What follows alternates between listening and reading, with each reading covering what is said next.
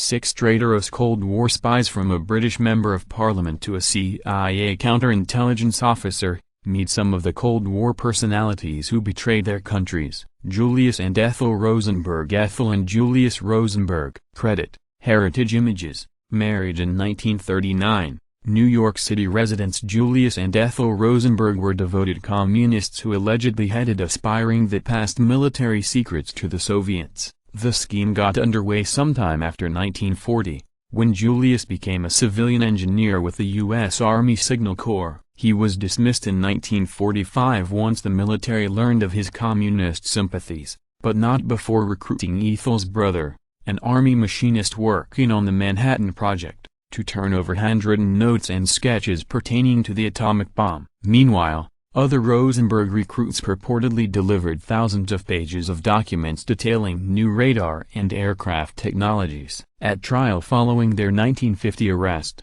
Ethel's brother testified against them, and a judge sentenced them to death, declaring their crime worse than murder.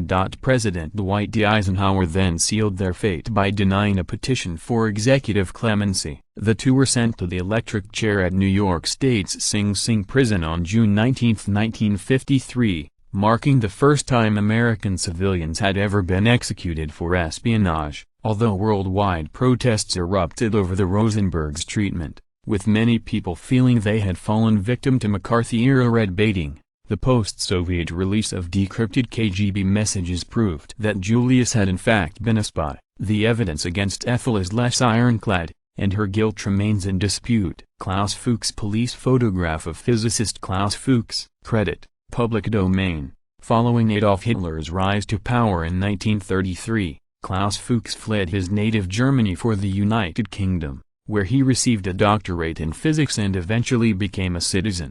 During World War II he was invited to join Britain's clandestine atomic bomb development program, despite his known communist leanings, and from there was sent to the United States to take part in the Manhattan Project. Upon returning to the UK, Fuchs secured a prestigious post at a nuclear energy research center. In 1950, however, he was apprehended after U.S. agents discovered that for years he had been handing nuclear secrets to the Soviets, who by now had their own atomic bomb. Fuchs confessed, telling the authorities that he had complete confidence in Russian policy and that Western allies deliberately allowed Russia and Germany to fight each other to the death. Though Fuchs claimed not to know his American contact's true name, the FBI quickly traced a trail back to the Rosenberg spy ring, resulting in the arrest of the Rosenbergs and several co-conspirators. Compared to the Rosenbergs, Fuchs got off easy. After 9 years in British prison, he immigrated to East Germany,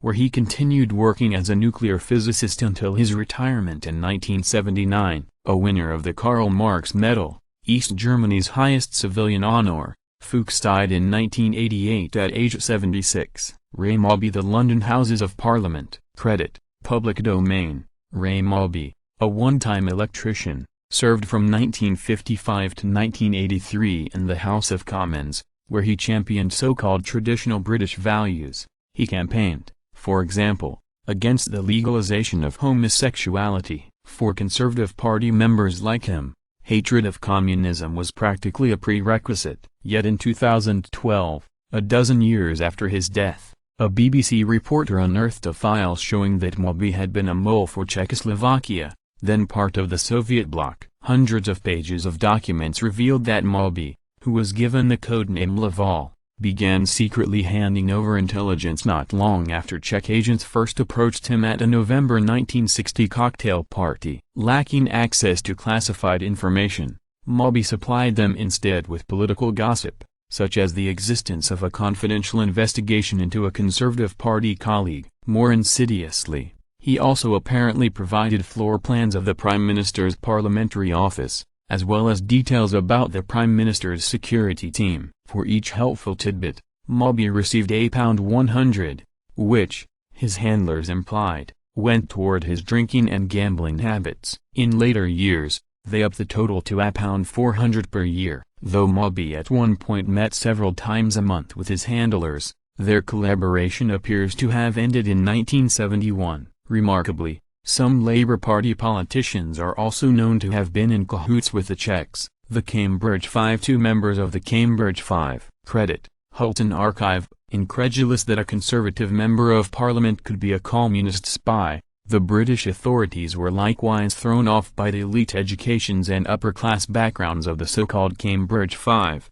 who were recruited into the Soviet sphere around the time they attended the University of Cambridge in the 1930s. Within the decade or so of graduation, Donald Maclean, Guy Burgess, Kim Philby, Anthony Blunt and John Cairncross had all worked their way up to important intelligence posts, which they used to pass an array of secrets to the Soviets. For example, thanks to these double agents, who were reportedly motivated by ideology, not money, the Soviet Union learned about an allied plan to send anti-communist insurgents into Albania, as well as allied military strategy during the Korean War. Upon discovering that the authorities were closing in, Philby, who ironically headed the anti-Soviet section of MI6, the British equivalent of the CIA, tipped off Maclean and Burgess, prompting them to defect to Moscow in 1951. Philby joined them there in 1963, whereas Cairncross ended up in Italy and France. Blunt,